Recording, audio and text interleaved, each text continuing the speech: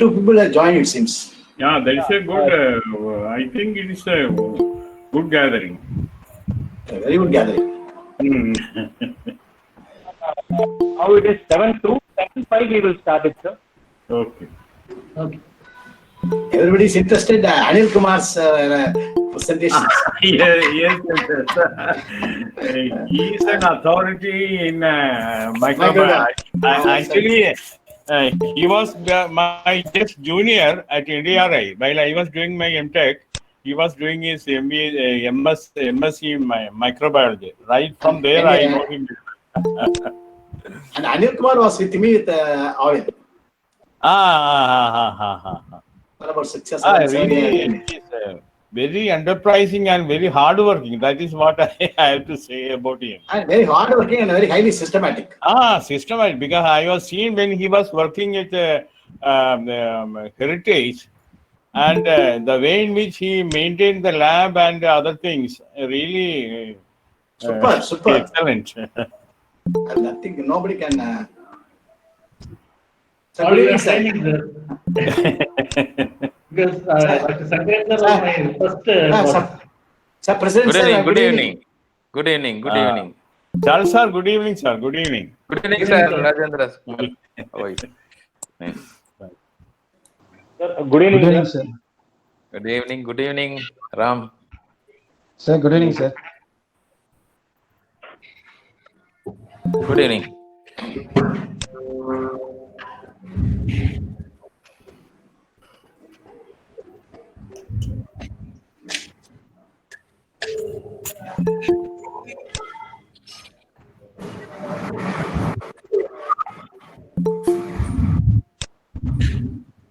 Can we Good number. 85 numbers?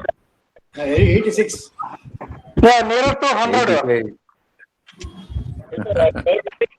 235 members registered, sir. Oh, I see.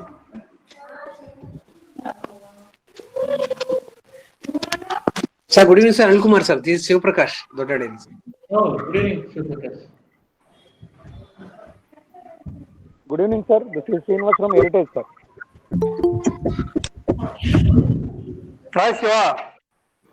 Hi. Joined. Just now. Waiting to reach 100. Yes. Shiv Prakash, Devendra, how are you? Fine. Sir, Mr. Khaja Najimuddin. Mr. Babu, just stop presenting it. Just Suresh Babu. Good evening, sir. Sir, Khaja Najimuddin. Agriculture Department, retired. Good evening, friends.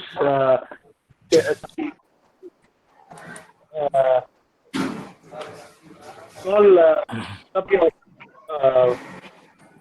thing in mute. Yeah. Thank you. We hereby start the Indian Dairy Association, Tamil Nadu chapters. Good evening, friends. Today I for this third webinar conducted by our Indian Dairy Association, Tamil Nadu chapter. And sir, please keep your mic near to your mouth, sir. Because voice is interrupting, sir.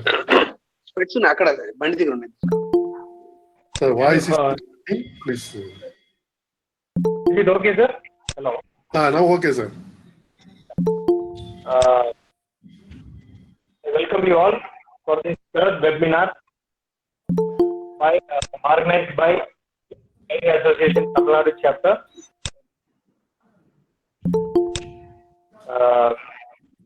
Today, I welcome you all for this session, and I also welcome the today's resource person, Mr. Anil Kumar.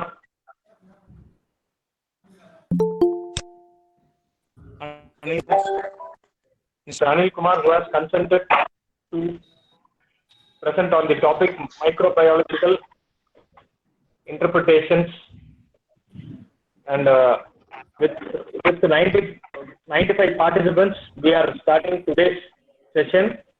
So with this, I welcome you all once again, and I request our Vice President, Mr.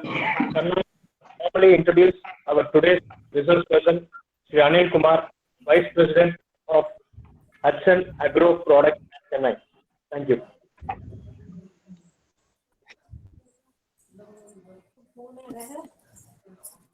Kannan, sir. Yes, sir. Good evening, all. I'm Kanna. Just an Good evening, sir. information about our speaker, Mr. Anil Kumar. He's having his quality assurance manager with more than 30 years experience in the dairy industry. His professional and educational details.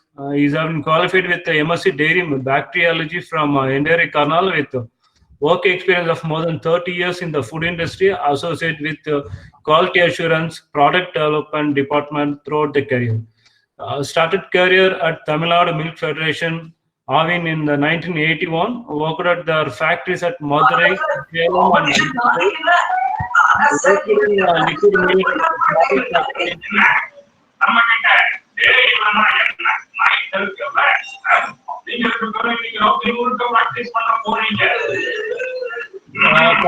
Please unmute your mic. பண்ணிக்க முடியுமா? Ask the people to mute their mics, please. Mr. Manogar, just unmute your mic. Yes, sir. Yes, muted. Yes, sir. We can continue, sir. Thank you, sir. Thank you. Mr. Anil Kumar worked in liquid milk product factories and the UHT plant at Avin Salem during the initial period of commissioning.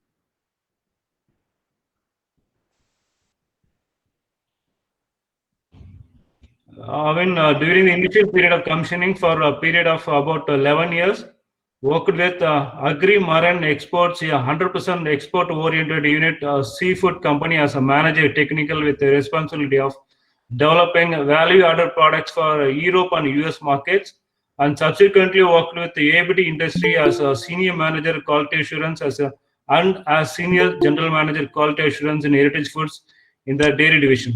Presently working as a vice president quality assurance at Hudson Agro Product Limited, Chennai. Since 2009, is working with Hudson. Actively associated with various colleges and universities in the field of academics as guest lecturer and examiner in the food and dairy science subjects, and committee member in the panel of Indian Dairy Association to follow up on FSSAI standards for milk and milk products. Since SAR has given permission from the Hudson management, we are in a position to introduce about the Hudson Agro product also. Hudson Agro Product Limited, one of the India's largest private dairies. The company has an excellent milk collection system with chilling centers in more than 90 locations and a fleet of more than 1,500 vehicles on contract for procurement and procuring about 2.5 to 3 million liters per day. Its milk shed area is spread over 10 districts in Tamil Nadu and in states of Karnataka, Andhra Pradesh, Telangana, and Maharashtra, and covers over 3 lakh milk producers and 2,000 medium and bulk milk vendors. Hudson procures 30 lakh liters per day. Market milk brands has sales of more than 18.5 lakh liters per day in the states of Tamil Nadu, Karnataka, Andhra Pradesh, Telangana, and Maharashtra, along with a peak sales of more than 6 lakh kg of curd. Various products are manufactured from the remaining 6 to 7 lakhs of surplus milk. Dairy products include milk powder, ghee, butter oil, curd, paneer, etc. Apart from ice cream, the dairy ingredients, milk powders, butter oil, and ice creams are being exported to many countries and cater to the requirements of a leading chocolate manufacturers like Ferrero, Mars, Models, Cadbury, including exports to different countries. So this is the introduction of Anil sir and Hudson Agro product.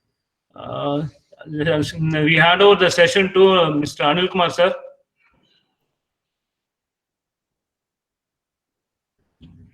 Sir, you can start your presentation, sir. Okay.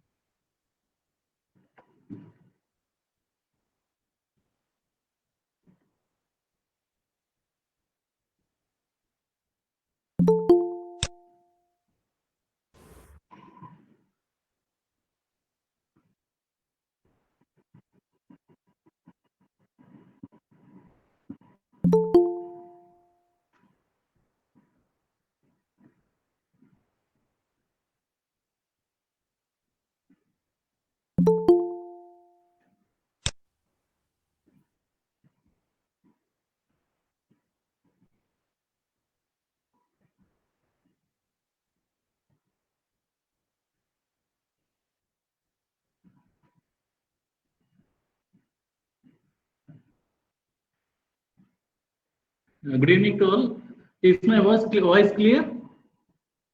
Yes, sir, it's clear, sir. Yeah, no? Okay. Now, anyway, at the outset, let me express my thanks to all the committee members Anil, of IDA. Anil, can you please make it full screen? Full screen. Okay.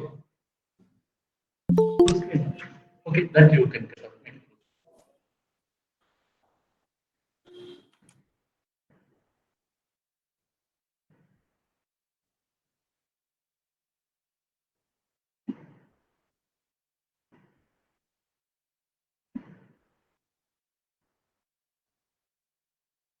Or camera you can adjust, sir. Camera you can adjust so that the face will come in center.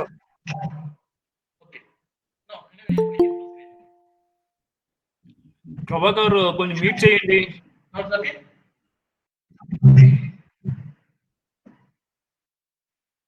It's clear now?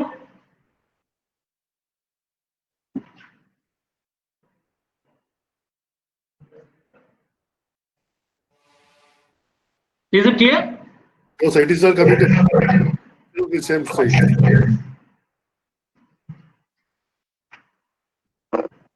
But it is not full screen. Anil, I think you have to go on just the right side, you can put the full, no, it is now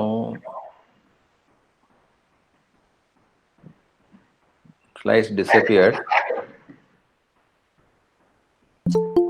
It is. The presentation should.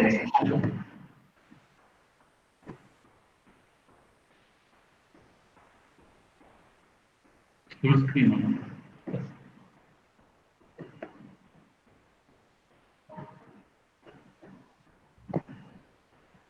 This is better, I think, sir. I think this is fine. You can. It's fine. Okay. So, as far as this is concerned, I've taken one of the topics that is becoming very important these days, that is the pathogen management. And we also see that the present FSSAI is taking a lot of details from abroad, and we are trying to synchronize with the international standards as far as the microbiology is concerned. And we also find that a lot of people are not knowing the basics on which the standards have been developed. So I thought I'll just try to connect all that so that the concept is very clear with the people. So when they see a standard, they'll be able to interpret it much better.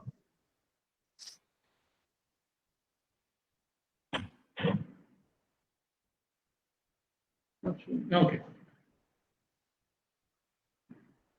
So actually, what this is depicting is that when you come out of the college, you would have learned a lot of microbiological theories and data in your books, but once you come to the industry, you should know how to interpret this data.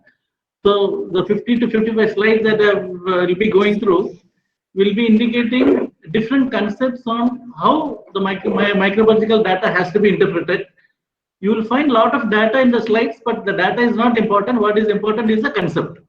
So if you can understand the concept, then when you read the books, you will become very clear on how the standards are developed. So this particular presentation is based on that.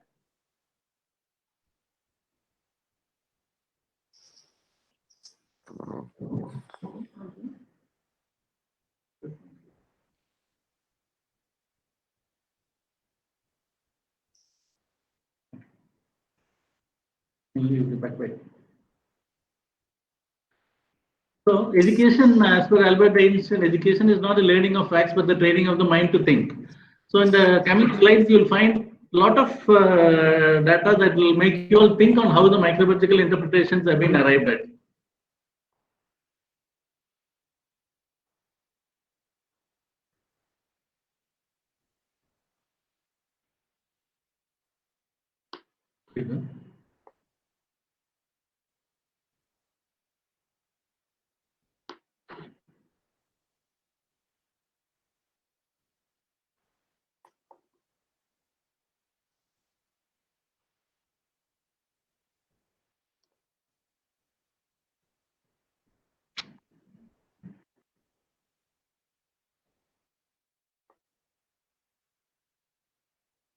So the first one that we find is just an information, and this is what is available in the books. There will be a lot of information in the books, and you need to convert it to a knowledge. Then it becomes easy for you to understand. Now here you will find that if you look at the food safety issues worldwide, the dairy and the eggs contribute about 20% of the total food safety issues, and we also know that pathogens can cause foodborne illness in most foods, even at very low percentages. And as the prevalence of rates decreases, testing becomes less reliable for detecting contaminated lots, even with large number of samples. As more effective control measures are adopted by the industry and the prevalence of contamination decreases, a point is reached where the product testing is no longer practical or justifiable. At that stage, greater benefit can be achieved by shifting verification procedures to comprehensive analysis of systems or procedures that have been validated to control the pathogens of concern. What it means is, as the industry is developing, with a lot of improvements in GHP and GMPs, the number of pathogens in the food keeps reducing. And when the number of pathogens are getting reduced, your testing will not be able to detect pathogens if present. So the shift now is towards better control of verification procedures as well as analysis of systems, so that the pathogens can be controlled. Now, in the coming slides, you will see how this process has been implemented across the industries.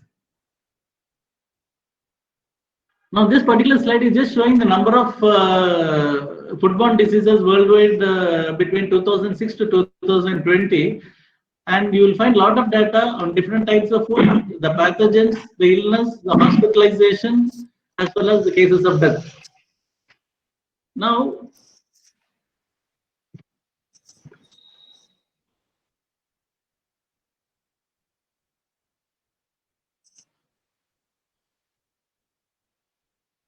foodborne diseases worldwide, you find that about 600 million cases per year and about 4,20,000 deaths, with 30% of the deaths among children aged less than 5 years. And US $110 billion is lost every year in productivity and medical expenses in low and middle income countries. Now, this particular data we'll again see at the end of the presentation and you'll be able to understand how the interpretation has been made. Okay. Now,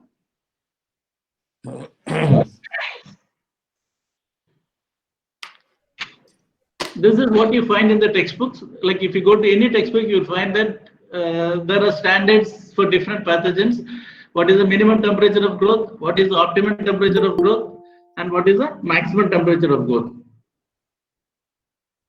You'll also find details on the water activity. Water activity is the amount of moisture that the bacteria can utilize for their growth in the food. And you'll also find the pH levels that allow the food poisoning bacteria to multiply, like this.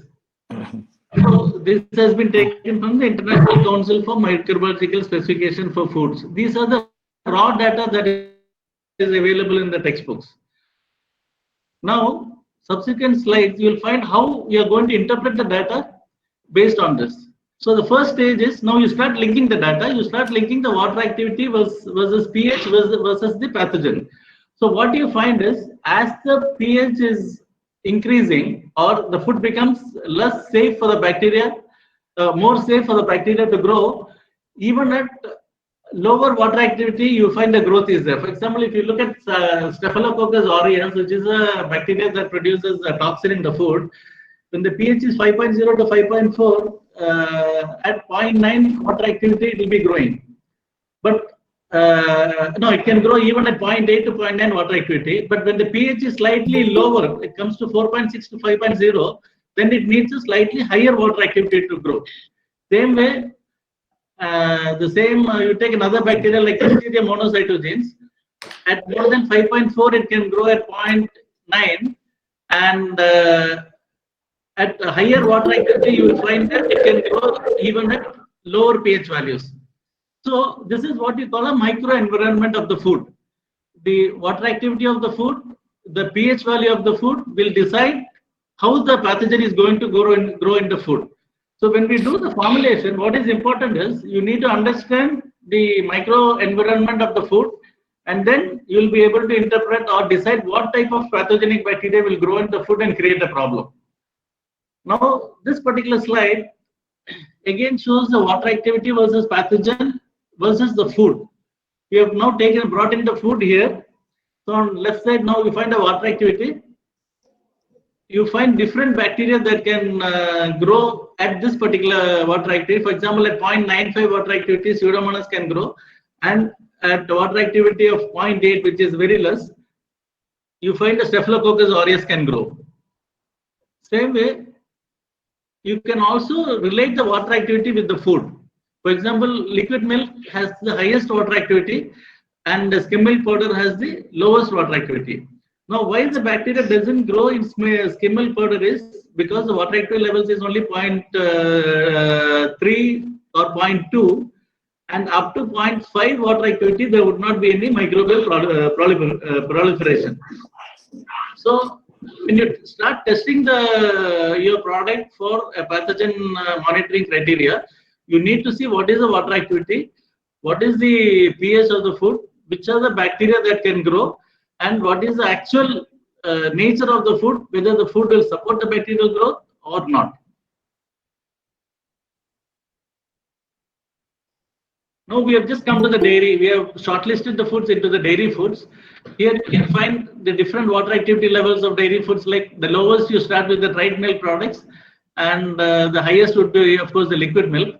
And you find chocolates at 1.0 to 1.5. You have sweetened condensed milk at 0.7 water activities. That's about 24%, 27% moisture.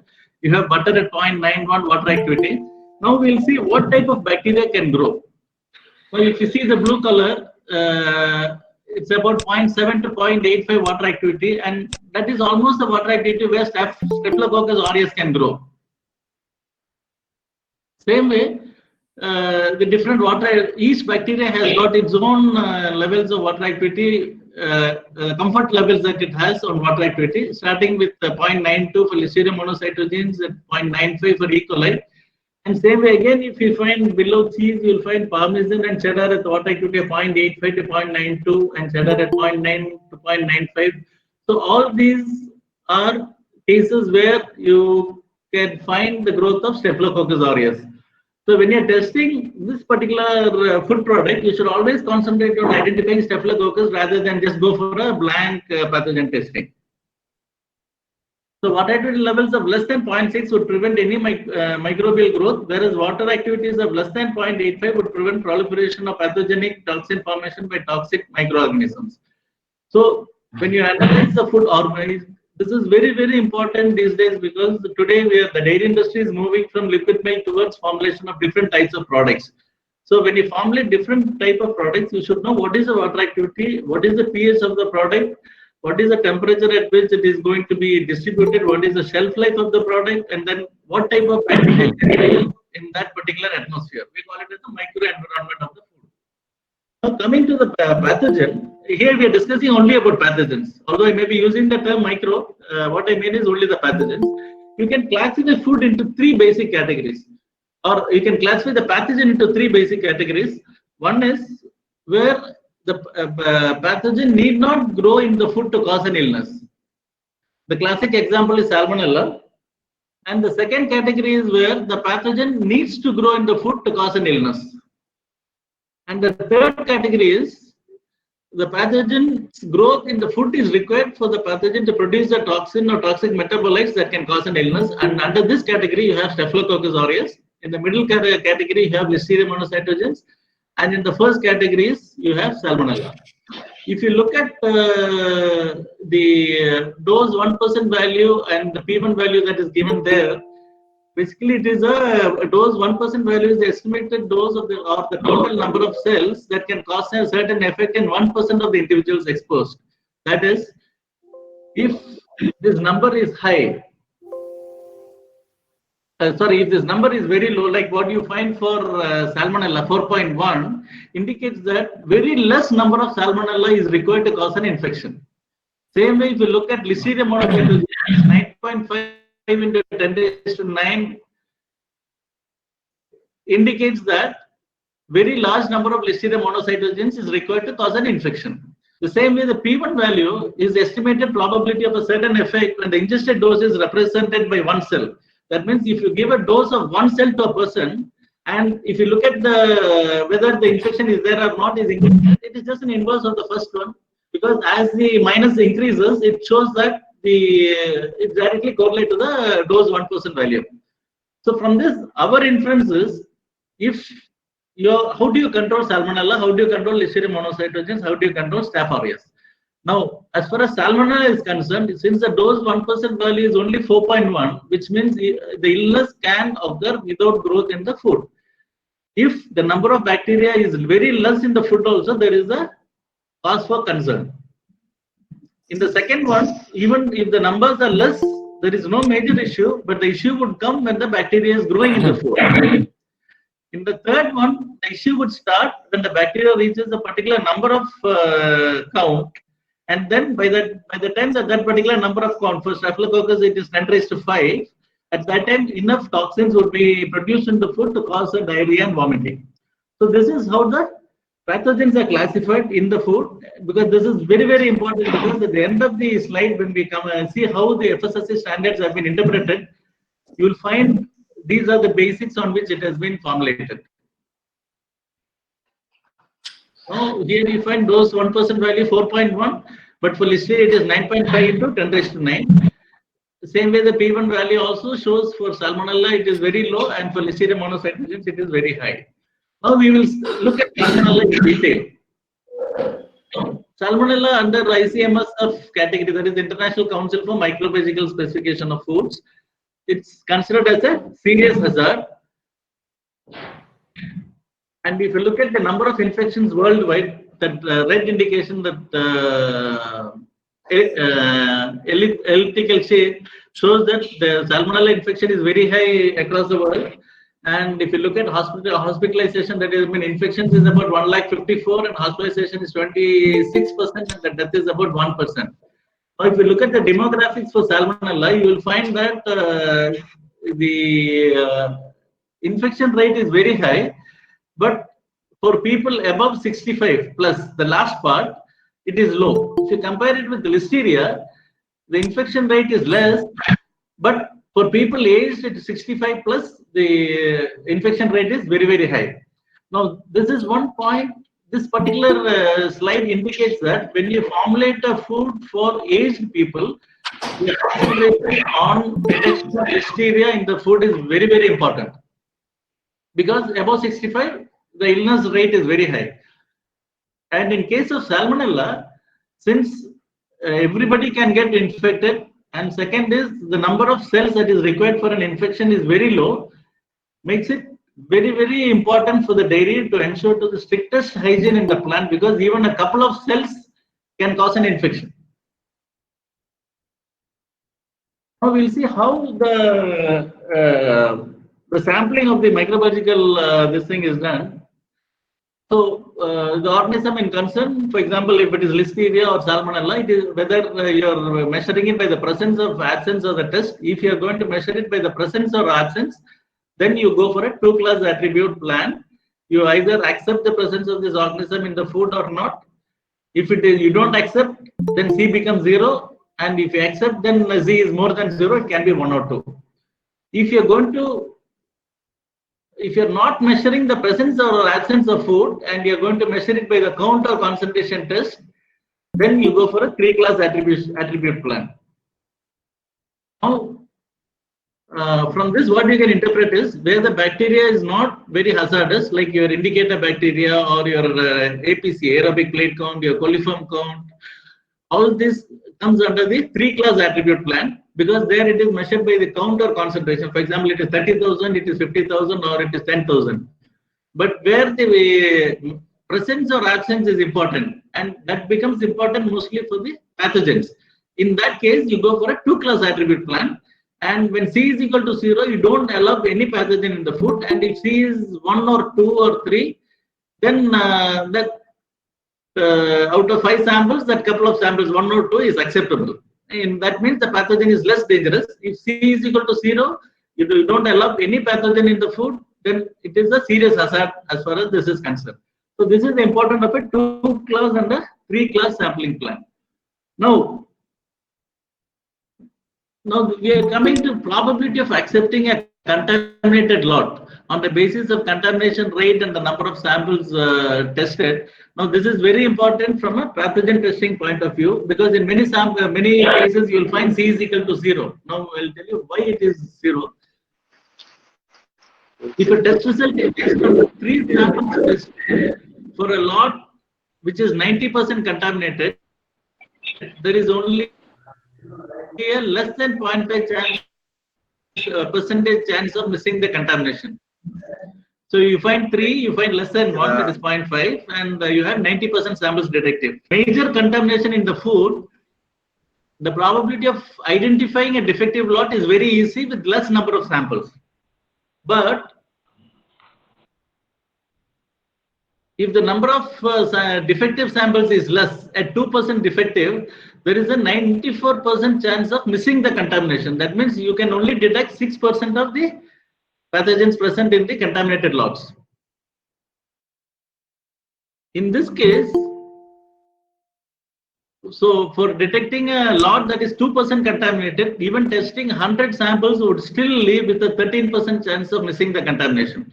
That means it's only 87% confirmation that your sample is good. The 13% chance is always there that you have missed some pathogen in the product. So as the rate of contamination is decreasing, which is what is happening worldwide, the requirement for increasing the number of samples, the number of testings also keeps increasing. And as the contamination rate gets reduced, even after testing 100 samples, you still leave a 30% chance of missing the contamination. Means the testing by itself is not going to help. You will have to get into some other mechanism of finding out whether the pathogen is present in the food or not. Now we'll see how that is done. Now, when to apply which plan is very important. You have utility bacteria, you have which is called the aerobic plate count, you have the indicator bacteria, then you have moderate hazards, you have serious hazards, and you have severe hazard. And the degree of concern keeps increasing as you go down, and it also increases as you go from left to right. So based on this, you find that it has been allotted as different cases, starting from case 1 to case 15. So many times when you read the books, you will find case 10, case 11. And if you do not know how the cases has been arrived at, then you really don't understand the significance of the test values or the interpretations. So this is basically a significance of N, the number of samples, and C is the number of samples that can deviate based on the degree of concern. So as the concern is increasing or as the risk is increasing, you will find that I've just taken only the serious instances of moderate, serious, and the severe hazard. You find the number of samples are increasing, and you're saying that C is becoming 0. For example, if it is a moderate hazard, which is a case 7, the number of samples is 5, and you are allowed 2 deviations. But if the concern is increasing, which is the case 9, you find that N is equal to 10. You start increasing the number of samples, and you don't allow more than 1 deviation. That is for a moderate hazard. Now, as the hazard is increasing from serious to severe, and the maximum severity we have taken it as case 15, you find the number of samples has increased to 60, and you don't allow any deviation. That is why C is equal to 0. Because in this case, again I'll explain the degree of concern. Reduced concern, no change, and increased concern means because of the microenvironment of the food, sometimes what will happen is the pathogen will keep reducing. In some cases, there will not be any change on the pathogen numbers. In some cases, the pathogen will increase. And the severity will keep increasing if the pathogen can grow in the food, and the severity will keep decreasing if the pathogen will reduce in the food. And the severity will also maintain when there is no change, because if there is a gross contamination, then that also is risky. So this is how the sampling plan has been designed. Now there is another way it has been designed is by different organizations. Is that now again you can take, I'll explain that in the next, it comes after this. Now again, you see the case 10, case 11, case 12. This is one of the latest developments that is happening is, apart from the number of samples and apart from the fact that C is to be nil or 0, the quantity of sample that you take also needs to be increased as the severity increases. Now case 10 is not very severe, but case 11 is more severe and case 12 is very severe. Now you see the category of people who take the food also becomes important and has been taken into consideration here. For a normal person, when the sample quantity is 125, for special people it is 375. When I say special, it is with children or people who are sick or immunocompromised people.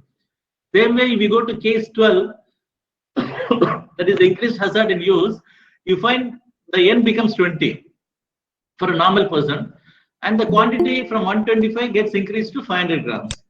Same way for special category, N becomes 60, and the quantity of sample that you have to take is 1.5 kgs.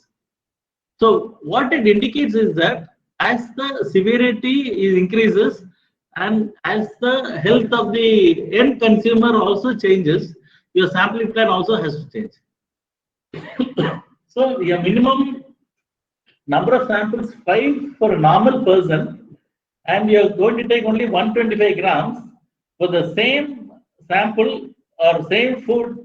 If it is going to disabled person or in a special category, whether it is going to for children or it is going for a person who is immunocompromised, or it is going to somebody like a pregnant lady or somebody under cancer treatment, then instead of taking 5 samples, you have to take 60 samples. Instead of taking 125 grams, you have to take 1.5 kgs. This means the chances for detection has to keep increasing as the severity increases and as the end consumers' health also is taken into consideration. Now, this is one of the latest developments that has happened worldwide, and I think FSSAI also would be including this in the coming years. Another category is you take this FDA, but FDA has categorized it in a different way. They put it as category 1, category 2, category 3. Category 1 is food intended for use by infants, the age, the infirm, the restricted population of high risk, and it is 1500 grams. Category 2 is foods that would normally not be subjected to a process lethal to the organism between time of sampling and consumption. There, the N is equal to 30, or the quantity taken keeps decreasing, now it becomes 750 grams, which means, like if you take the case of a chicken, you find that chicken has got a lot of pathogens into that. And if you look at the number of pathogens and the variety of pathogens that can contaminate a chicken, it would fall under high risk category, but it is not between the time of sampling and consumption. You are sending frozen chicken from a factory with listeria or salmonella or staph or whatever it is, when you are sampling it, but before it is consumed, it goes through a process lethal to the organism. That means it is cooked. So in that case, the risk is less. But, just told category 3 now. In category 2 is that it is not subject to a process lethal to the organism between the time of sampling. That is why N is equal to 30 and 750 grams. What I explained just now is category 3, where it is subjected to process lethal to the organism. That is why you are giving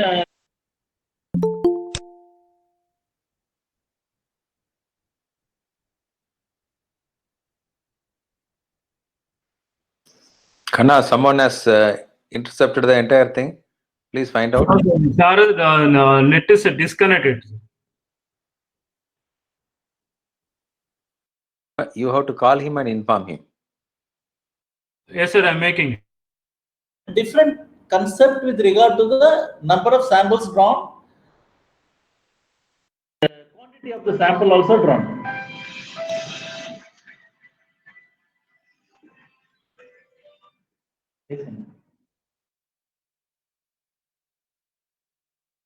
Earlier, let us go disconnected. Sir, slide visible agala, sir. It's okay, no? Slide no, sir. Slide Now sir. Slide cut. Sir, now it is okay, sir. Slide is not coming. No, slide is not coming, sir. Slide is not coming.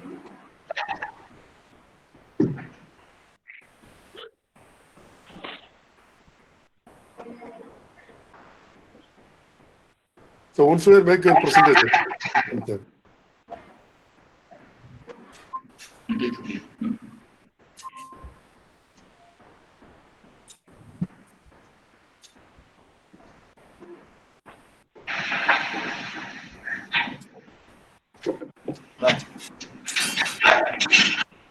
Now it's okay.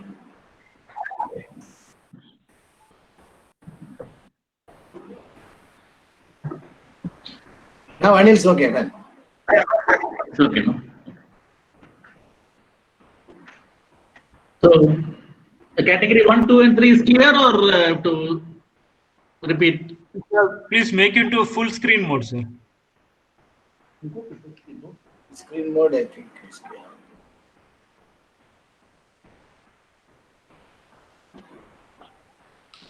It's full screen only. No problem. It is full screen only. Okay.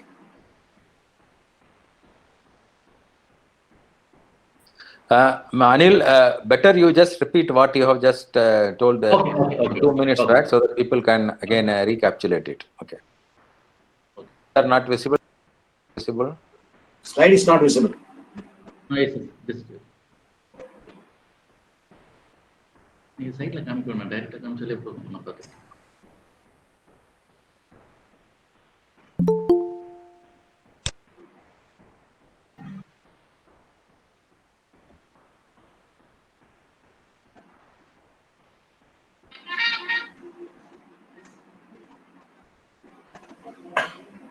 Okay.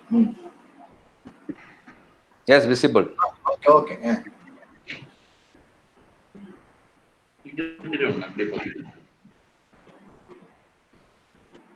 So, what I was saying is, I think the first one is okay, no? Case 10, 11, and 12. Hello? Okay, please explain you can start from FDA. FDA. FDA only. Okay. Coming to, what I was saying is, when you go through literature or you read a book, sometimes you'll find it as case 1 to case 10, 11, 12. Sometimes you find it as category 1, 2, 3. So we should not get confused. It's only that FDA has put it under category 1, 2, 3. ICM, International Council for Microbiological Specification, have put it as case 1 to 15. So under category 1 is foods that are intended for use by infants, the aged, the infirm, and the restricted population of high risk, where the number of samples is equal to 60 and the quantity taken is 1500. That means it is more or less matching with the case 12 special category. Same way, category 2 is the next risk factor is coming on foods which is not subject to process lethal to the organism between the time of sampling and consumption. That means in this case, you can take a classic example is the sandwich. You have bread, you have cheese, and you have vegetables on top. You are wrapping it, you are chilling it around 5 degrees centigrade, you are testing it, and you are sending it to the market for consumption. During this particular period, that is the time of sampling to consumption by the consumer, there is no further heat treatment to the sandwich. So such foods come under category 2 because the risk factor is slightly higher. That is why you find that the number of samples is 30 and 750. But in category 3, where the food is heated by the consumer at home, and in that case, you can always reduce the number of samples and you can reduce the quantity. That is, food that would normally be subjected to process lethal to the organization between the time of sampling and consumption is the least risky food because anyway there is a heat treatment taking place at home. For example, if you take chicken, chilled chicken or frozen chicken or whatever it is, it's a product with lot of bacterial contamination. If you do the testing, you'll find there's a lot of pathogens, but you still take less number of samples, you take less quantity because at home the chicken is boiled or cooked before consumption. So as far as FDA is concerned, they've categorized it in this particular format. So when you go through literature, you'll find different formats, but if you can understand the concept behind that, you'll be able to interpret it much better.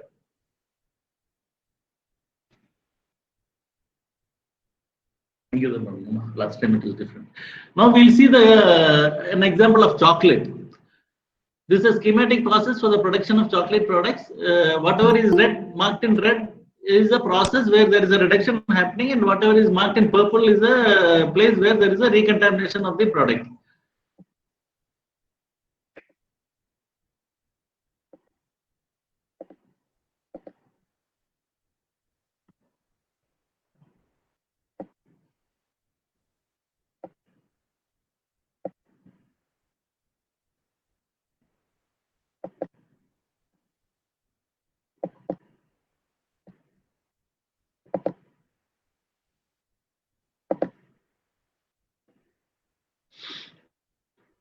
Now you start the production with, you get a liquid chocolate. Since it is heated in the plant, bacteria gets destroyed, it gets stored at 40 to 50, mixing happens, roll refining happens, the conching process is there for the chocolate, then there is a liquid storage, then there's the molding and adding ingredients, there's the cooling and packing, and then it goes to the warehouse.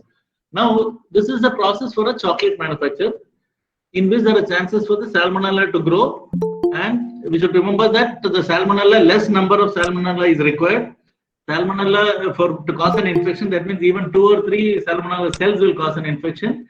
Second, if you had seen the demographics of the infection, you will find that worldwide the infection due to salmonella is very high. The third one, chocolate is taken by children, so it comes under the high risk category. Taking all this into consideration, we have to analyze. Now, during mixing, what happens is when raw materials or ingredients such as milk powder is added, there is a chance for contamination. In the process of conching, when other raw materials or again ingredients such as milk powder is added, again there is a cross chances for contamination. In molding and adding ingredients, you add nuts or dried fruits, again there is a chance for contamination.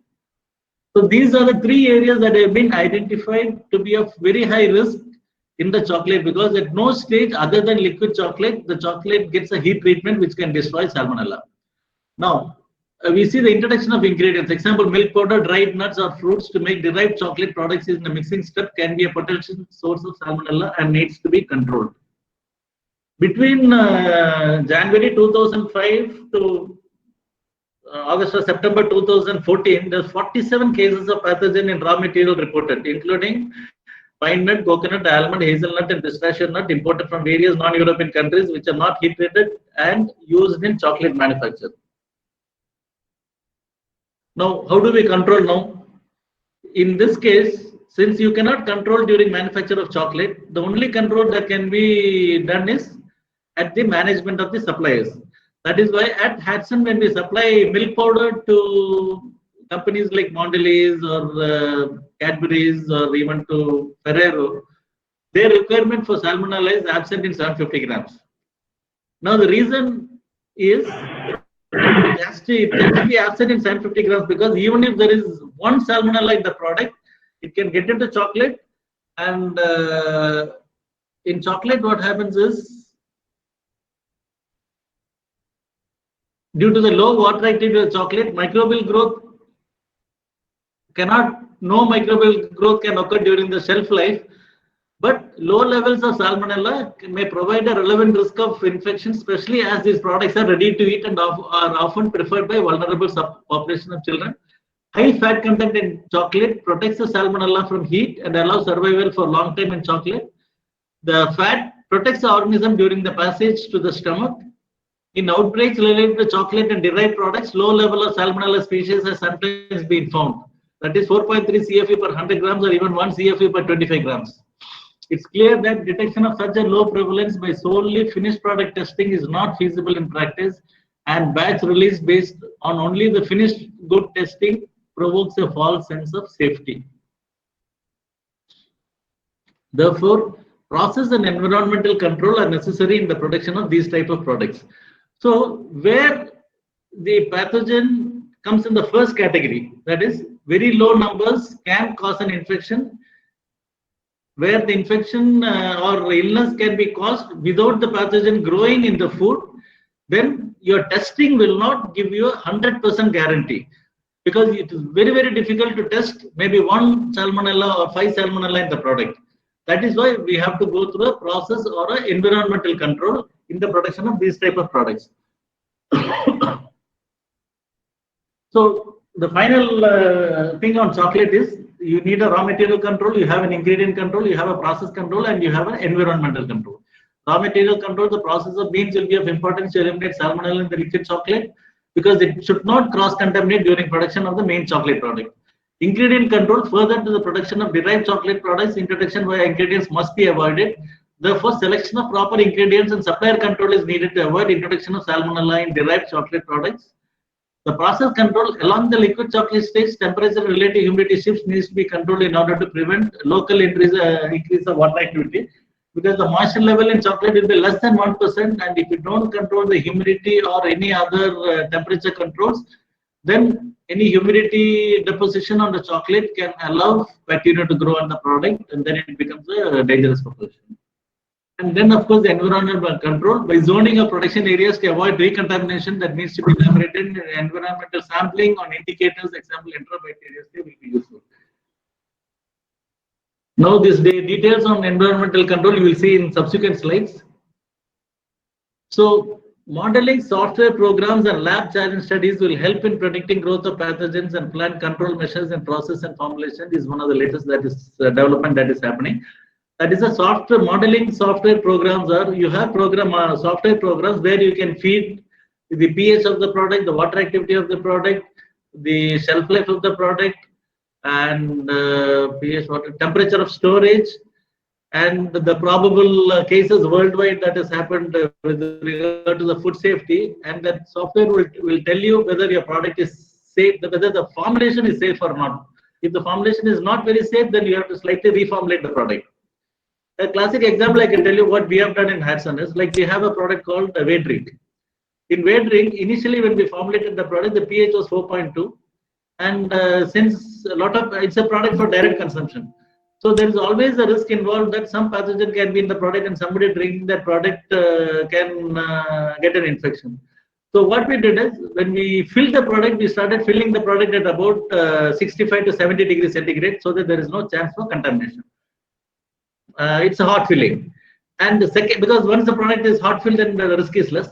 Again, to make it more sturdy with regard to the food safety, we have brought down the pH from 4.2 to around 3.6 by adding lactic and citric acids. So what happens is once you change the microenvironment of the product, then the chances for a food safety issue becomes very, very less, even if the product is slightly abused in the market, in case the temperature is not properly maintained. Just giving a small example. Same way, the lab challenge studies also will help in predicting growth of pathogens. What you do in that is, for example, if it is condensed milk, if you're, you know that condensed milk has got low water activity, and of course, Staphylococcus aureus is one product that can grow in that. You inoculate Staphylococcus aureus and then keep the product under normal storage conditions and also under temperature abuse conditions and see how the pathogen is growing. If the pathogen is not growing 1 log from 10 to 100 or 1 to 10, then you can say that the product is safe in the sense that even if there is some contamination of staph or listeria, then the chances for these bacteria to grow in the product during the shelf life period is very less. Okay, doesn't apply for salmonella because, as I said earlier, even if 1 or 2 salmonella in the product, it will still cause a problem. So as far as salmonella is concerned, your environmental control is very, very important. Environmental as well as the ingredient control. Now, a quick recap of what we have discussed before getting into the next pathogen. So, pathogens are classified based on severity of the risk, capability to grow in the food to cause an illness, capability of low numbers to cause an illness,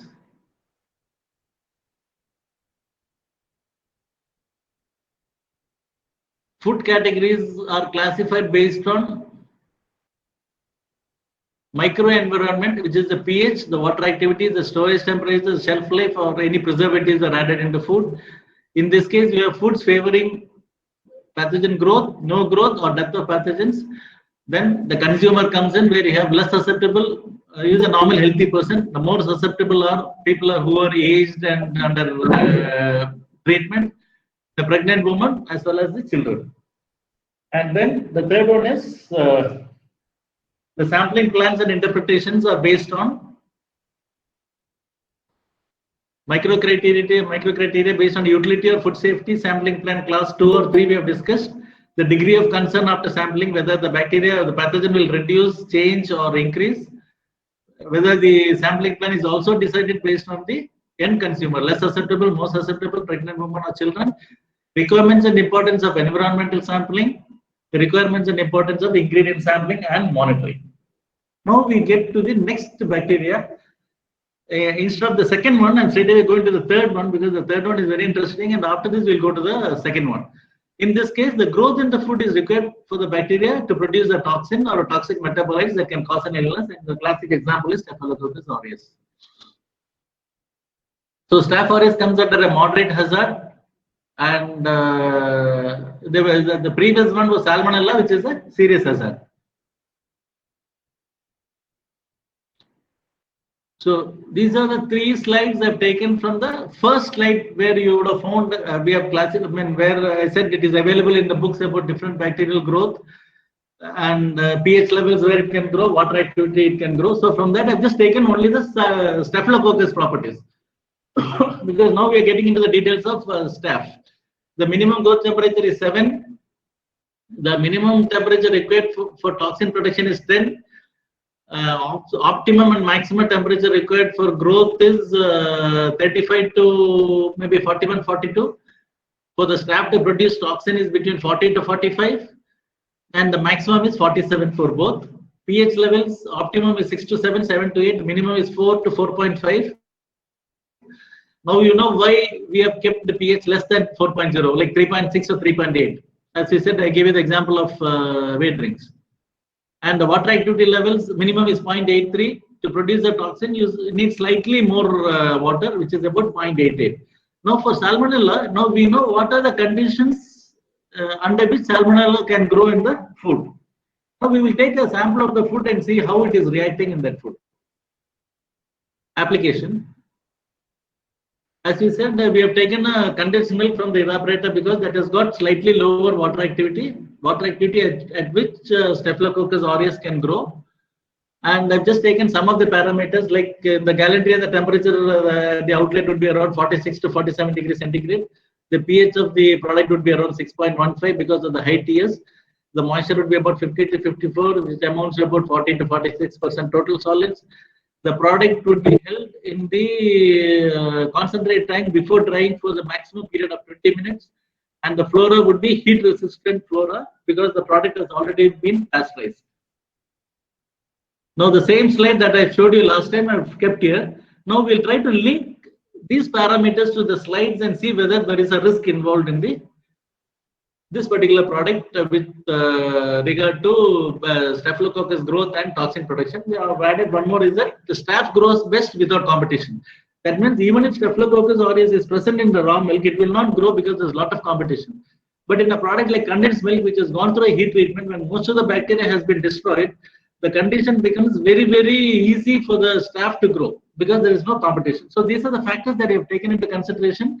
And now we're trying to analyze how the product, how the bacteria would develop in the product or whether it will cause a problem. Now the temperature is 46 to 47. Now you will find that it is optimum for toxin production and it is optimum for growth. Because 40 to 46 is the ideal temperature for growth, and that is available in the condensed milk and evaporator stage. Now the pH is 6.15. Again, it is optimum pH for favoring growth of the Staph. Okay. Coming to the moisture and the total solids, basically directly I have linked it to water activity. Again, it is optimum for the bacterial growth.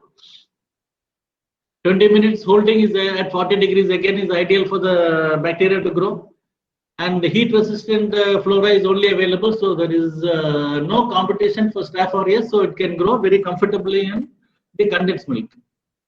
Now we will see whether there is any risk due to the toxin due to the growth. Now you find that temperature conditions are all ideal for growth. We'll just see how it's behaving in the product.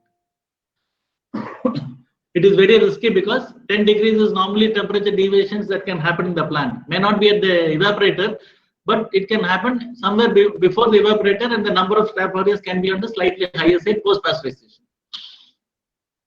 both optimum temperature for growth 40 degrees and optimum temperature for toxin production, and the maximum temperature for toxin production is also between 46 to 47 degrees centigrade. The optimum pH for bacteria to grow or staph to grow, the optimum water activity for this thing to grow, and optimum conditions for it to grow, as well as the optimum holding time for the staph aureus to grow. So if there is a contamination of staph aureus in your condensed milk, then the chances for staph aureus growth is very, very high. Now the same application we'll again see on what will happen to the toxin. The TS and other things are all same, but you find the maximum output is at 55 degrees centigrade before it goes for drying. The preheated temperature would be normally in the range of around 68 degrees centigrade and under stability of the formed toxin. So if a toxin has been formed, is there any chance for the toxin to get destroyed is now what we are looking at. So this particular data shows the thermal inactivation of SEA is staph enterotoxin A and SED is staph enterotoxin D in milk and milk products at 72 degrees for 50 seconds, and they say that after that there is a 56% activity remaining for enterotoxin A and 30% activity remaining for enterotoxin D if it is in skim milk. Evaporated milk, it is 56% of staph enterotoxin A is still available even if you reach a temperature of 72 degrees and you're holding it for 50 seconds, which normally may not happen unless you go for a high heat treated powder. So this, if you analyze, like what we did last time,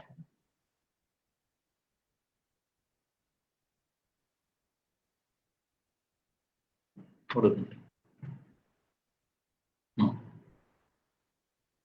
So the temperature at 72 degrees centigrade, all these conditions are ideal for the toxin to not get destroyed in the evaporator if we have allowed for the staph to grow.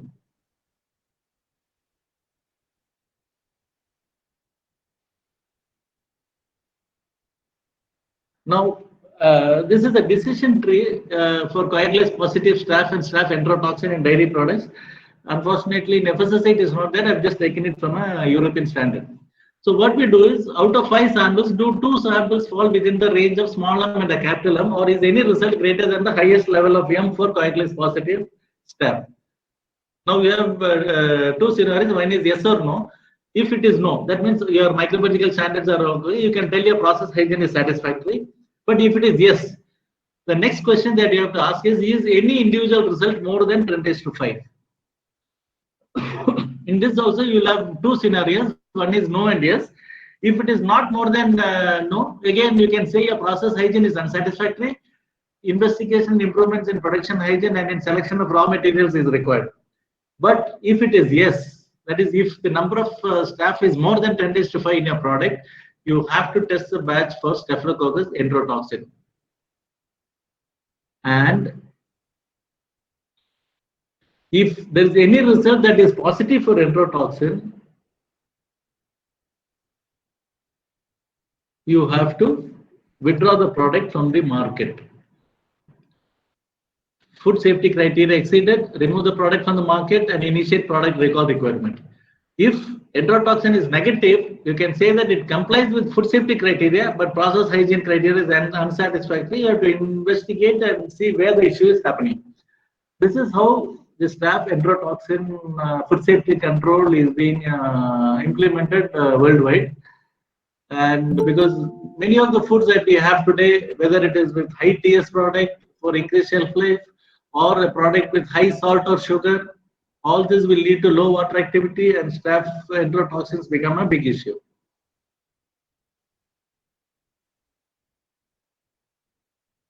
So here you find the d-value and z value we have given for the staph. So in this case, you find that cell injury can happen at 60 to 65 and that will happen only at more than 70 degrees centigrade. So we'll have to see whether your food is passing through 70 degrees or if it is a 60 or 65.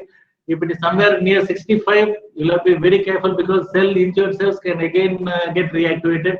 If it is less than 60 degrees centigrade, sorry, at 65 degrees centigrade, your injury and death will match, but less than 60 degrees centigrade, there will only be an injury, and after some time, the bacteria can get reactivated. Now, let us come to our main milk product, that is the milk powder. Now, all this learning we'll try to implement and see how the staff is behaving in the powder plant till a powder is made. So we start from the raw milk.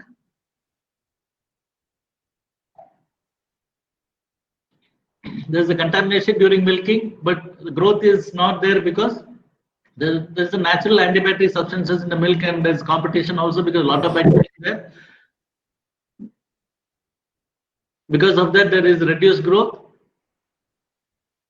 And after some time, there is a change in environment because the inhibitory status is lost after 2.5 to 3 hours. Then the bacteria starts growing. That is why in procurement we say we try to get the milk and chill it before 3 hours from milking. Then the milk gets chilled. There is no growth because the temperature is maintained at 4 degrees centigrade. Then you pasteurize. It destroys bacteria. Then you store it in the silos. Again, due to chilling, there is no growth.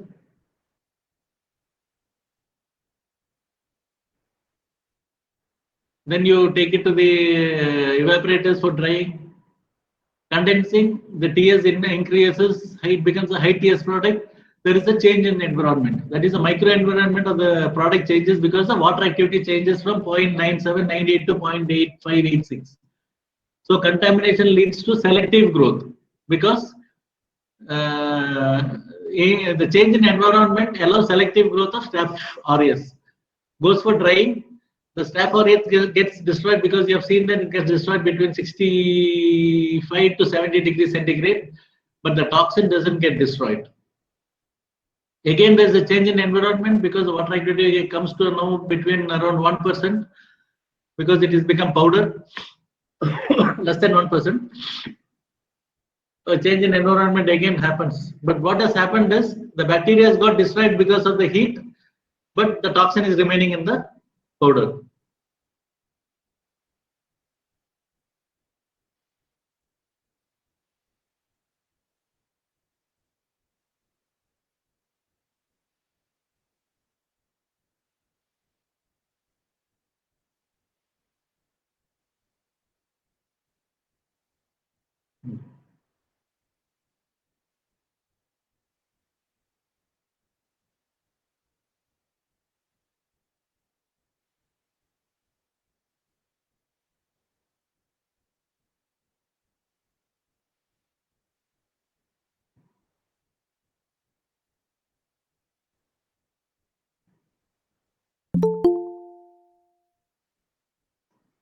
Now we come to testing the powder.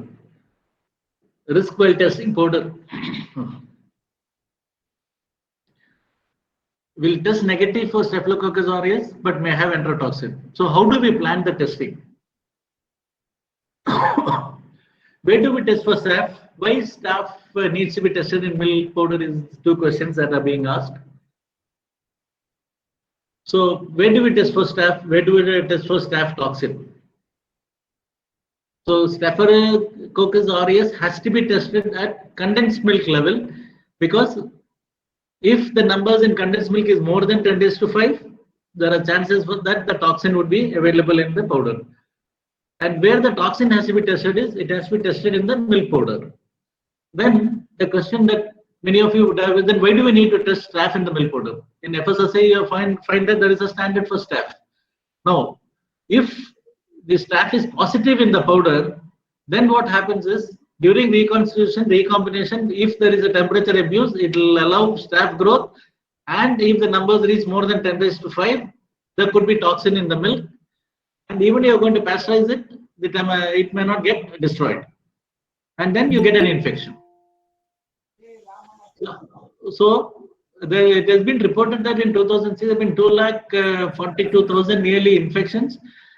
Hospitalization and death is not very significant or it's very rare, but then you have vomiting and diarrhea for a couple of days and headache and this thing, and then automatically after 2-3 days it gets corrected if you take some medication. So this is the interpretation that we have for milk powder based on the knowledge that we have developed based on our interpretations on how the staph grows, the properties of the bacteria, the properties of the food, the properties of the microenvironment to which the bacteria is subjected to, and the way the product is handled by the consumer. So all that is getting covered in this case.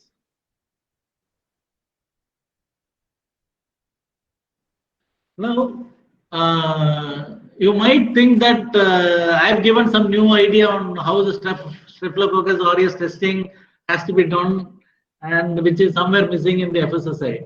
But if you look at this food safety of the dairy product, this is an European regulation for pasteurized milk and other pasteurized liquid dairy products for Enterobacteriaceae. They say you test the products placed on the market during the shelf life.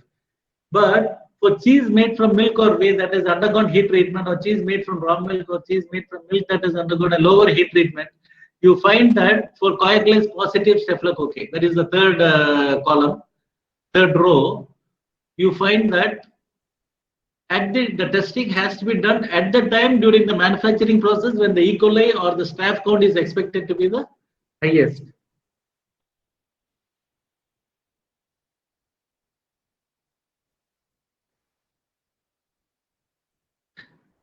So the same way cheese made from milk or whey that has undergone heat treatment. Now, if you look at this, you'll be able to relate to what we have discussed just now with regard to the milk powder. As far as disease-producing bacteria or the pathogens are concerned, what is important is you should be able to detect it before it gets destroyed, or sorry, before the numbers become less.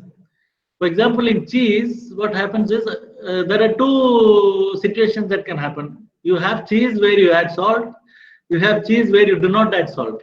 Now, where you are going to add salt, after adding the salt, if you are going to test it for staphylococci, you will find that the numbers is very less. You may not be able to detect it. So in that case, you try to test for Staphylococcus aureus just before the salt is added. So your chances for detecting it is very, very high.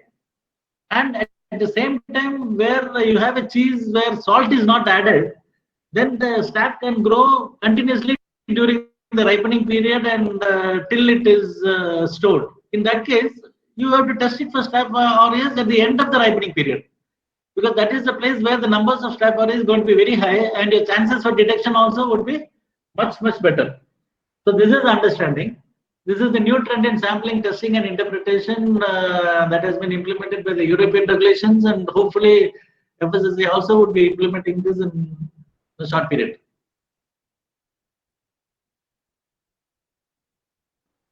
So cheeses which are not able to support the growth of E. coli, the E. coli is usually the highest at the beginning of the ripening period. And for cheeses which are able to support the growth of E. coli, it is normally at the end of the ripening period. So again, here your testing plan, your sampling plan has to be aligned to the way the pathogen behaves in the food. So again, a quick recap on Staphylococcus aureus. So the pathogens are classified belonging to the category of growth required to cause an infection, growth in foods leading to toxin production, pathogen destroyed by common heat treatment but toxins remain. So I think I'll try to close it with another 10 minutes. I think slightly we are got delayed.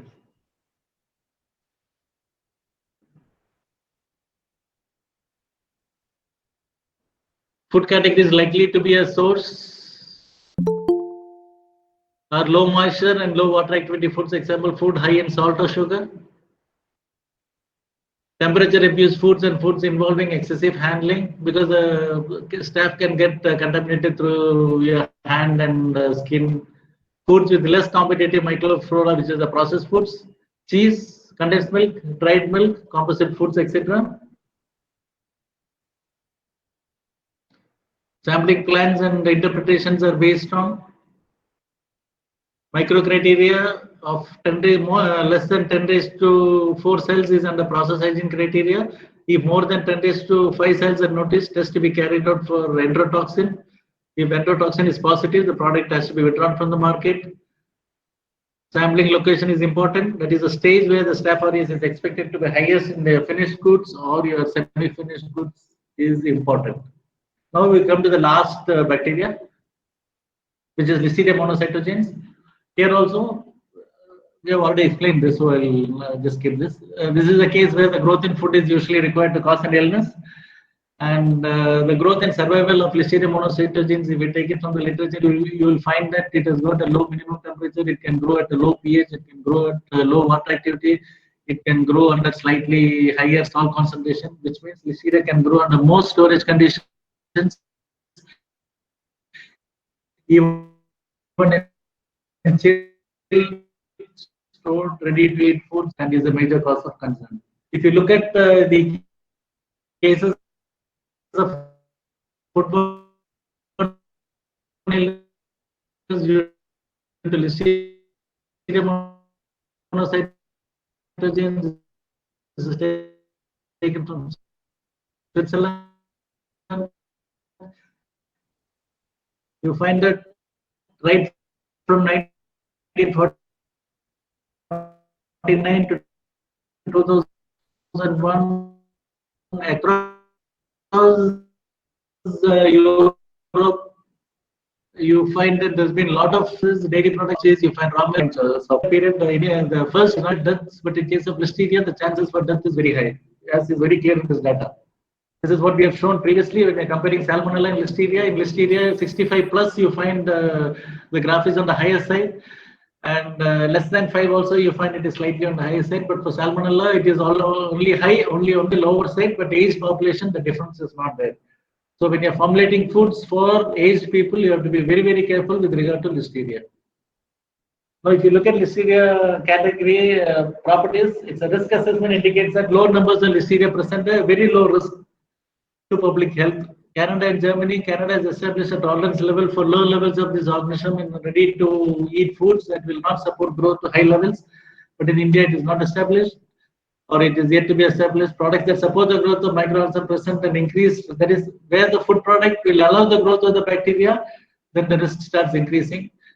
Listeria monocytogenes levels of 100 colony-forming units at the time of consumption may provide an acceptable level of consumer protection, but anything more than that is highly risky. So the panel has concluded that a 1 log increase was an appropriate level of control for Salmonella. This level accounts for variability in enumeration techniques and represents a view that growth of this organism to high levels represents a risk to public health that must be controlled. Now the next slide we'll see how we can understand and identify this. Again, we come to decision tree. The question that you ask first is the food intended for infants or for special medical purposes? You have yes or no? If it is for children, LM should be absent in 25 grams during its shelf life. Now we are saying 25 grams because he is a susceptible consumer. Is the shelf life less than 5 days or less? Is the shelf life 5 days or less? Again, you have an yes or no?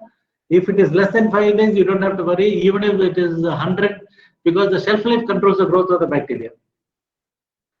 If it is more than 5 days, next question you have to ask is the food unable to support growth of Listeria monocytogenes? If it is yes, if the food cannot support the growth of Listeria monocytogenes, you don't have to worry. You can still maintain 100 CFU per gram during its shelf life. Such type of foods will be foods with low pH, low water activity, or a combination of low pH and a low water activity. That is, the microenvironment of the food will not support the growth of Listeria monocytogenes. Has growth of Listeria monocytogenes been taken into account when setting the shelf life? Again, you have a yes or no. If it has been taken into consideration, you can still clear the product if the number of bacteria doesn't exceed 100 during the shelf life. But if it is no, that means if the Listeria can grow in the food product, you have to ensure that it is absent in 25 grams before food leaves the immediate control of the food business operator who has produced it. Because if it can grow and you allow 1 or 10 or 100 in that product, by the time the shelf life is finished, it would have crossed 1000, and then the food safety risk starts. That's the understanding. Now, if this is the situation, then what do we do? So we ask a question, does the food receive a listeria treatment to adequately reduce the L monocytogenes? Is the food formulated to prevent the growth of LM or be lethal to the LM? How much handling does the food receive subsequent to pathogen reduction step? Do the food receive a listeria control measure in the package? Was the shelf life of the product during refrigerated storage? Does the product support the growth of listeria monocytogenes in normal conditions? Based on this, you take a decision on what should be the number of count in the listeria monocytogenes before the food is released to the market. Now, coming to zoning. Already we have seen in the first case and also in this last case, of course, it applies even to the middle case of Staphylococcus aureus also. The zoning in the plant is very important. You have to zone, you have to classify the zones in the plant as 1, 2, 3, 4. One is the food contact surface, second is non-food contact surface, but close to the food manufacturing area. Then the third is slightly more remote, and fourth is non-food contact surface. Now, from this, what is important is at food contact surface, you have to be very, very careful because it can transfer the pathogen. Non-food contact surface in close proximity to food and food contact surface is also important, but the control can be slightly relaxed. At 3 and 4, it can be more relaxed. But the zone 1 and 2, you have to keep sampling, you have to keep cleaning, you have to keep sanitizing, you have to do the environmental count and ensure that the pathogens that you are looking for, example, Staphylococcus aureus or your Salmonella or your Listeria, is not present in the environment. Because as I have told earlier also, even if there is one Salmonella in the environment, if it gets into the food, then there is an issue. So this will again make it very clear. If the ready-to-eat food is intended for information for infants, then the limit is 100 per gram. The number of sample is 10.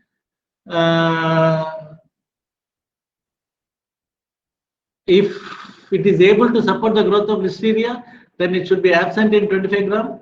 If it is unable to support the growth of Listeria, then you can maintain up to 100 gram. This is what we have discussed also. Now we have told that there are foods which can allow bacteria to grow, will maintain the same numbers, and in some cases the number will reduce. With regard to milk, if you see, foods allowing survival only based on the temperature, you have butter. Foods where the numbers fall, you find yogurt. Foods permitting growth, you find all these things at a slightly higher temperature. Maybe if you read this slide, you'll understand. I may not explain it in detail. Where the microenvironment is not supporting the bacteria, the numbers will keep coming down. And if the microenvironment is supporting the growth of bacteria, then the numbers will increase. Where the product has got low water activity, where the storage of the product is at minus, and where the TS of the product is very high, bacteria may not grow. The numbers may not go down, but the numbers will stay as such. So this is a small example I've given from the dairy perspective. Having said all this, we have discussed only products, a single product like milk, butter, cheese, and things like that. Now we have a new type of product coming in. We call it as a composite milk product with a variable food environment. If you take sandwich, as I explained earlier, you have bread, you have cheese, you have vegetables, and you have toppings, and all these things. So the microenvironment will not be the same. If you look at this, in some places there will be moisture.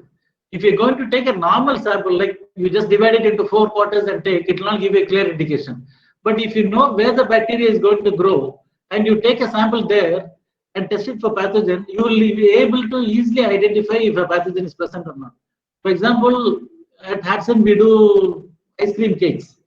So ice cream cakes, if you see, the highest risk is involved is where the toppings are added, like fruits and chocolate pieces.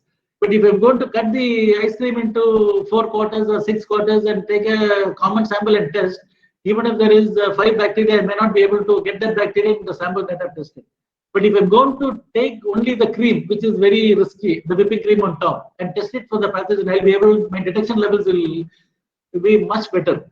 Unfortunately, time doesn't permit me to explain this in further detail. Maybe sometime later when we get into composite foods, we'll look into this in detail, and it's something very, very interesting.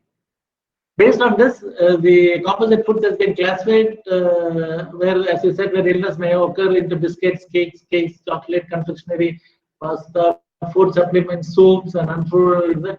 Wherever you find green is no evidence of association of any risk. Where it is red, the risk is more. Where it is brown, there is evidence of high importance of association. Accordingly, you'll have to be careful with your sampling plan. Now we come back again to the dairy. You can classify dairy foods based on the relative risk. Now you will find that the least risk is the UST milk because it has been heat treated in the final product. Dried milk powder coming next because the moisture is very less, it has been heat treated. Extra hard cheese because the moisture is very low.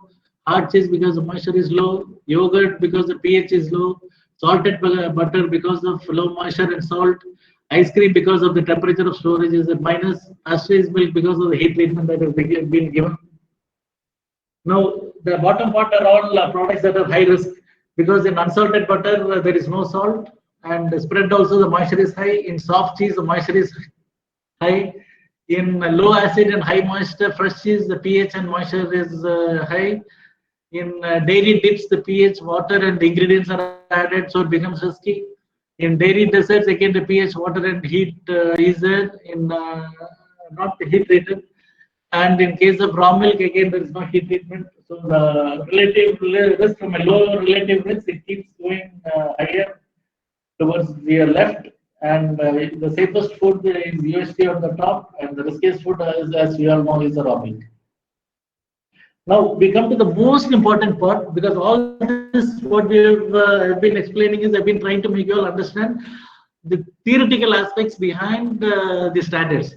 Now I'm just trying to explain how the samples have to be, how you can interpret your FSSAI standard. Now given the FSSAI standard for the hygiene indicator organism, which is Staphylococcus aureus. SCM is sweetened condensed milk, PC and PCS is cheese spreads, processed cheese, a processed cheese spread which is ready to eat, infant foods, pasteurized butter, ice cream, cheese which is non-RTE, that means cheese which goes for further processing, and you have dried milk.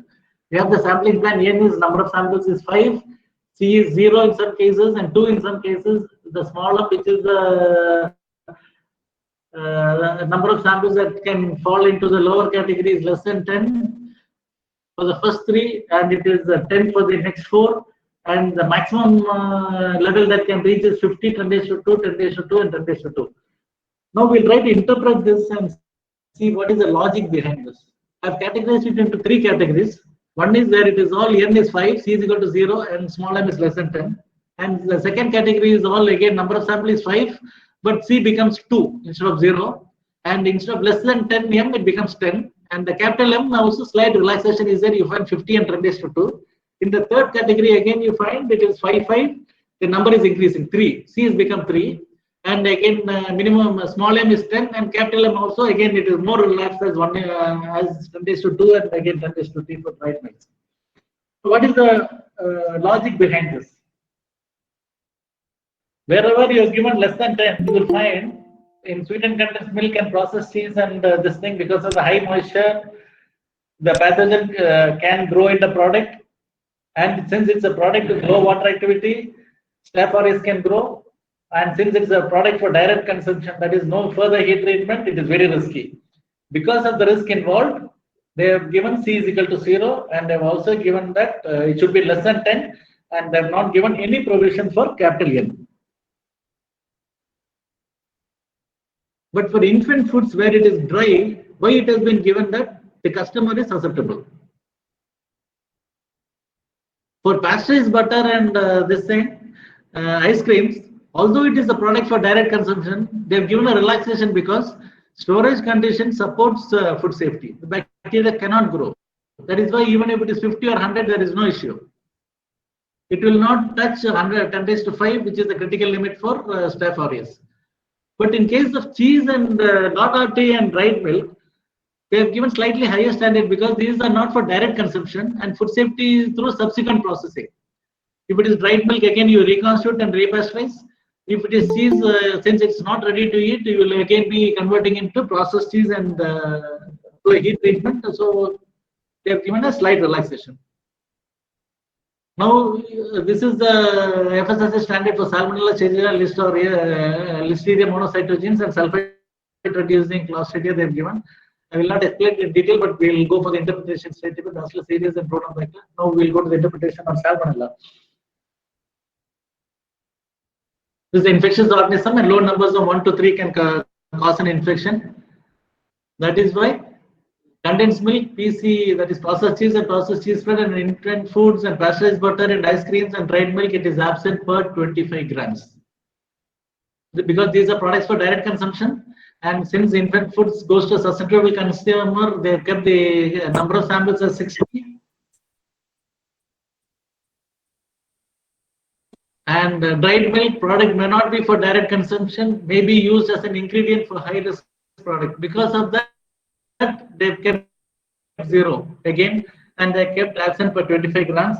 Because if the dried milk is used for chocolate or any other product where there may not be a heat treatment, then it becomes very risky. And non-ready-to-eat cheeses are given only absent per gram because the product is not for direct consumption and will be subject to secondary heat treatments. Now we know how the standard has been developed and how the small m and capital M has been given, why it is absent in 25 grams, why it is given as absent in 5 grams, and why N is equal to 60 for infant foods. Infant foods is a susceptible consumer, that is why it is 60. Now if you look at Listeria monocytogenes, again, Listeria needs to grow to levels of more than 10 days to 3 to be hazardous. So again, here you will find it like that. For sweetened condensed milk, it's a canned product heated in final pack. So it is absent per gram. Pasteurized butter and ice cream, frozen temperature controls growth, so it's absent per gram. But processed cheese and processed cheese spread, since it is stored in conditions favorable for growth, you cannot put absent per gram, so they've given absent per 25 gram. Infant food, again, since it's a susceptible consumer, they have given absent per 25 grams. Cheese non-RTE, since it is stored in favorable conditions for growth and it can cross-contaminate during the process, they have given it as absent per 25 grams. That is an environmental control. But unfortunately, milk, I'm not able to get an explanation. Monocytogenes, because the moisture controls the pathogen, and when I've seen the literature worldwide, nowhere it is included in the dry milk standards. Sulfide reducing Clostridia, they've given only for processed cheese and processed cheese spread because, and of course sweetened condensed milk because the product environment is favorable for the growth of the anaerobes. And that is why for the other products, the microenvironment is not favorable for the growth of the environment, so they have not given any standard. Now the way forward, I think I have almost come to the end. So microbiological testing can have utility for detecting pathogens in certain types of food. However, as the prevalence rate decreases, testing becomes less reliable for detecting contaminants. A favorable history of safety and testing for pathogens is not routinely done.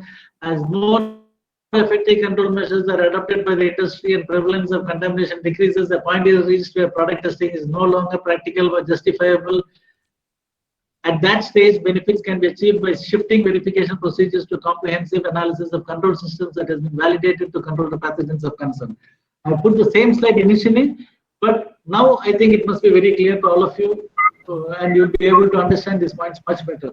And the same way, this slide also was shown initially, and now I'm going to again. Your understanding will be very, very clear because you find that almost in many foods, salmonella is available. And infection numbers are very high, and where Listeria monocytogenes is that is in black, the death rate is shown as 4:1, and again if you go to the next slide also the same pattern you will find. Many cases salmonella infection is there, and wherever Listeria monocytogenes infection is there, two things you can find: illness, hospitalization is very high. Unlike salmonella, for example, salmonella, if you see papaya. That is the second one I have highlighted. 251 illness, but only 79 hospitalization. But in case of soft cheese, 2015, Listeria monocytogenes, 30, this thing in August, soft cheese L monocytogenes, 30 infections, 28 hospitalizations. Here also on the right side, leafy greens, L monocytogenes, 19 illness, 19 hospitalization, and 1 death. So the same data that you saw first, you may not have been very clear. But now with these learnings, you start interpreting the data in a different manner. and you start to learn much more than what you would have when you've seen it initially. And the same way, another learning that we find, I've just consolidated from the previous slide. If you take the dairy part, you find soft cheese, ice cream, soft cheese from fresh curd, Hispanic type cheese from fresh curd, cashew cheese, again Quesito Casero cheese, the fresh curd, Hispanic type fresh curd cheese, ricotta cheese. And almost L monocytogenes is everywhere. Illness, hospitalization, death also is seen. So now you will be able to understand that as far as L monocytogenes is concerned, you have to be very, very careful if you're handling cheese in a dairy. Now again, coming back to the first slide, I think this is the last one. I think what Albert Einstein has told, that education is not the learning of fact, but the training of the mind to think, would make more sense now. And realize that we also, all of us have to realize that the safety of food is neither guaranteed nor controlled by microbiological testing. No matter how sophisticated and complex a system is developed, food safety management is never finished or complete because change is constant. The product changes, the bacteria also changes. Predict failures in food safety and prevent foodborne illness. Do not allow foodborne illness cases to occur and learn from such failures. Foodborne diseases, however, will still occur, as we have been seeing from 2005 onwards up to 2020. A lot of data we have seen, but we must be prepared to react quickly to reduce the risk of new foodborne illness, and I'm sure that whatever we have learned from these slides would help you in this. So good pathogen management is all about focusing on those hazards that are identified to be relevant and the likely users and foreseeable abuses by the consumer. And any misunderstanding in what is achievable by microbiological testing and the limitations of such testing will tend to waste resources, product, and potentially create a worse food safety situation than if no testing was performed. Thank you. I think that's the end of the slide in the presentation. If there's any questions, I will answer.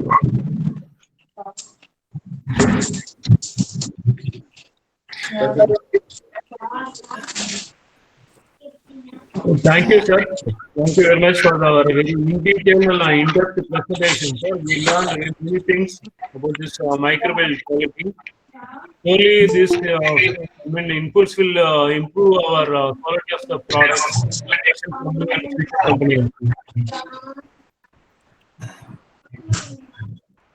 There is a lot of appreciation for the presentation in the chat box.